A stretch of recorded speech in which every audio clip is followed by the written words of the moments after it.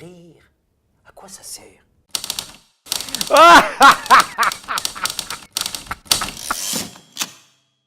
Assalamu alaikum.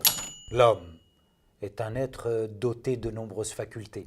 La vue, par exemple, lui sert à voir. La parole à causer. Et chacune de ces facultés a son utilité. L'une d'elles ne manque cependant pas d'interpeller mon attention. La faculté de rire.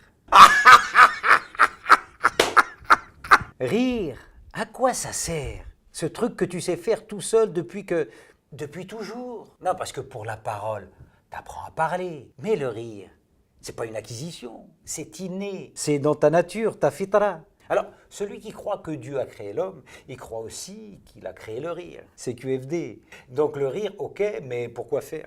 Parce que la vue, on pige un peu. Pareil pour l'ouïe, la parole, la respiration, etc.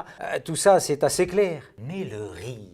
D'ailleurs, on peut vivre sans rire. Mourir de rire, tu peux. Mais vivre sans rire, ce doit être possible. Le seul hic avec le rire, c'est que ça ne se contrôle pas. C'est un réflexe. On te chatouille, tu ris. Une bonne blague, tu ris. Il paraît que le rire, ça déstresse. Sa fonction, c'est de détendre. Et t'as des gens, c'est leur métier de détendre en faisant rire. On appelle ça des humoristes. Et là, il y a un autre truc qui me turlupine. C'est qui le premier mec qui a pigé que l'humour, ça ferait rire les gens? Et ce mec-là, il a inventé l'humour ou c'est aussi une faculté dont est doté l'homme? Car si l'homme est doté d'un sixième sens, celui de l'humour, la question est pourquoi?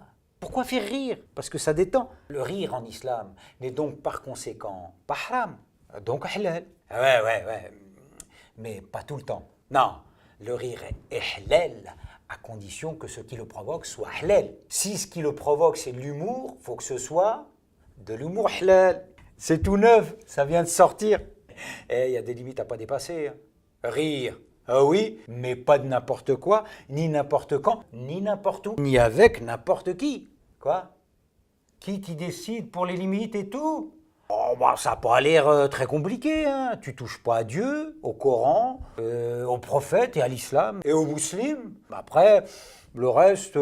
Et c'est les musulmans que ça détend pas, ceux que ça énerve. C'est eux qui décident pour eux. Vanner leur dîne, c'est pas de l'humour. C'est de la raillerie, de la moquerie. Et selon eux, nul n'est autorisé à vanner Dieu, le Coran ou le prophète, sallallahu alayhi wa sallam. Et pourtant, suffit de feuilleter un peu le Coran pour se rendre compte que les moqueries et les railleries à l'encontre de Dieu, du Coran et du prophète y occupent une place conséquente.